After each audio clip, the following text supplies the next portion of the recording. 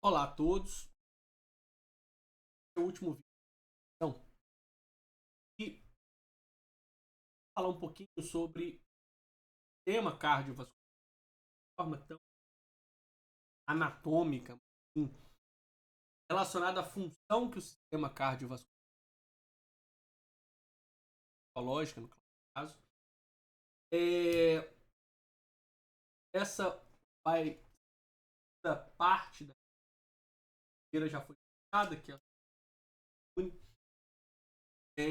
não esquece de compartilhar, deixar o like, se inscrever e vamos bater a meta de 1.000 inscritos.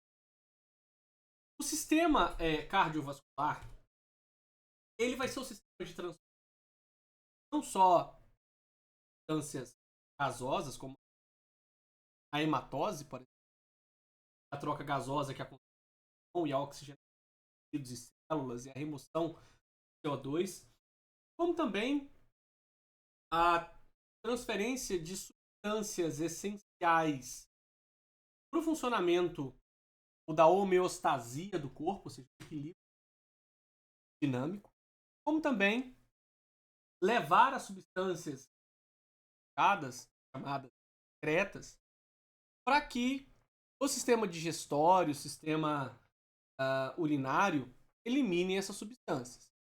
Logo, o cardiovascular é formado pelo coração, vaso sanguíneo, pelo sangue propriamente dito. Logo, os componentes do sistema circulatório, a gente tem sangue propriamente dito, mas ele, embora seja classificado como um tecido conjuntivo líquido, vai fluir no interior dos vasos, ele pode ser dividido em partes. Os elementos figurados são as células mais plaqueta e o plasma, que é a água proteína. Há uma distinção, ora ela possa ser para diferenciar o sangue que corre nas artérias, corre nas veias, em que o sangue arterial ele é rico em oxigênio, pobre em gás carbônico. Sangue venoso, ao contrário, ou seja, pobre em oxigênio e rico em gás carbônico. Essa relação ela só tende a fazer sentido se nós estivermos falando da grande circulação. Tudo que sai do coração sai pela artéria, tudo que chega, chega pela veia. Mas no caso da pequena circulação, quem retorna com sangue rico em oxigênio para o coração é a veia pulmonar. Então, embora a gente possa relacionar esse ável que está apresentando, tem que ter a exceção a essa regra no caso da circulação. Os vasos sanguíneos são estruturas em forma de tubo que conduz o sangue pelo corpo. Nós temos as artérias, grosso calibre, as arteríolas, as vênulas e sendo o capilar o tipo de vaso que vai fazer a comunicação entre artéria e vena. E os vasos sanguíneos, e aí o que vai diferenciar é a espessura da camada propriamente, são que os vasos sanguíneos eles são formados tecido conjuntivo, tecido muscular liso e endotélio. No caso do capilar, ele só tem o endotélio, que é tecido arterial.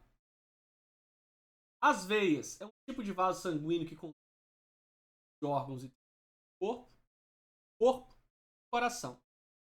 E as veias elas possuem válvulas que mantêm o sentido direcional do fluxo. Essas válvulas sofrem alguma lesão ou se tornam frágeis ao longo, é comum o retorno venoso ou rompimento dessas veias varizes, tá?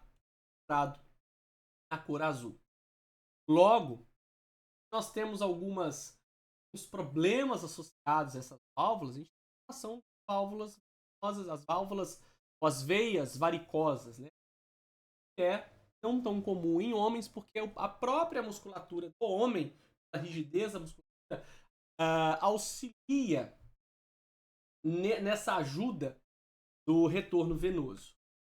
As artérias, elas são um outro tipo de vaso, sangue do coração para o tecido. Então, lembrando que a veia é do tecido do coração, transporta sangue sobre alta pressão, por isso pressão arterial, hipertensão arterial é a patologia das pessoas que sofrem distúrbios outros que elevam a pressão sobre a artéria.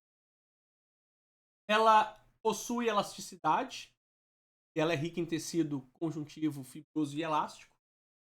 E ela modula o fluxo da pressão. Por que não a veia? Porque a veia ela segue, ela acompanha a distensão pelo fluxo da pressão.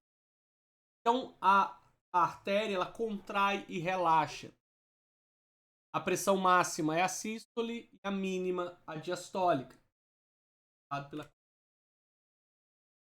As artérias coronárias, por exemplo, um tipo de ramificação ou de classificação das artérias, ou nomenclatura da artéria, ela vai promover, e ela é importante, ela promove a irrigação da célula cardio, por exemplo. E se elas forem obstruídas placas aterosas, por exemplo, placa de gordura, no caso, pelos triglicérides, ou até mesmo colesterol, elas podem obstruir. Pode-se ter também um processo inflamatório nela, placa de ateroma, né? A inflamação da placa de ateroma. E quando a gente tem a obstrução de cerca de 80% a 90% do vaso, o sangue não perfunde também pelo vaso, as células adjacentes não recebem sangue e a pessoa tem o infarto do miocárdio. E também ali está sendo relacionado à idade, né? Ao longo da vida, a gente sofre impacto, né, das nosso estilo de vida. Nosso coração é capaz de criar uma circulação colateral.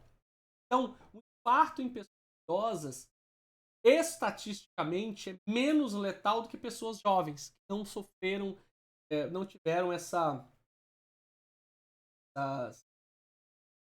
formação dessa circulação colateral, né, das artérias. Né? Os capilares são vasos finos localizados entre as artérias. Os capilares, eles formam uma rede de capilares por onde ocorre a passagem de oxigênio.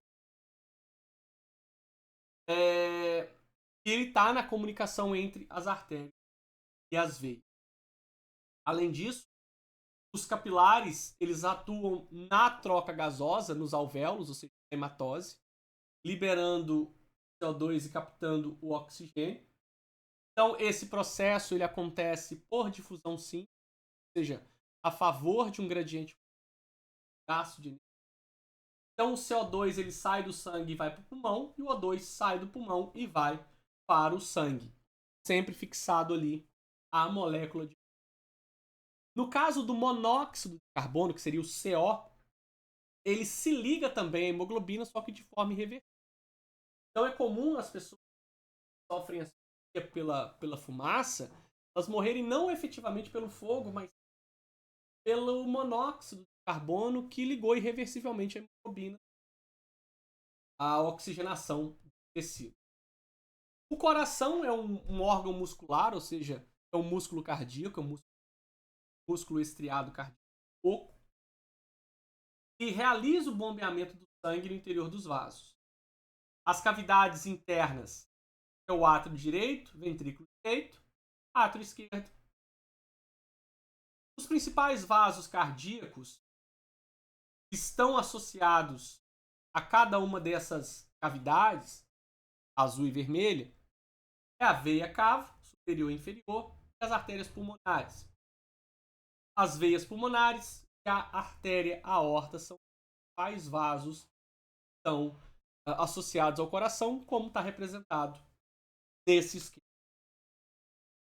Algumas doenças que ocorrem no coração, principalmente por disfunção das válvulas cardíacas, valvopatia, causa refluxo de sangue no interior do coração, elas são responsáveis pelo cardíaco. E num ritmo sinusal, o coração ele tem as chamadas buscas cardíacas. A contração do coração, que é a pressão máxima, nós chamamos de sístole, e o relaxamento é a diástole, que é a pressão mínima.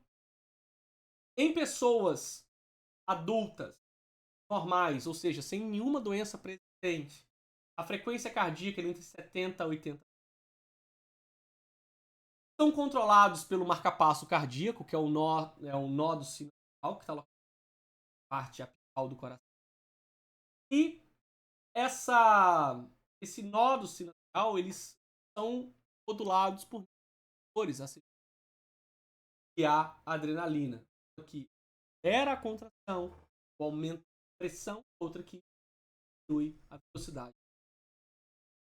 Logo, os batimentos cardíacos, eles refletem um pouco essa questão do ritmo sinusal de contração e relaxamento, ou seja, da entrada de sangue no coração pelos átrios e o bombeamento pelos ventrículos.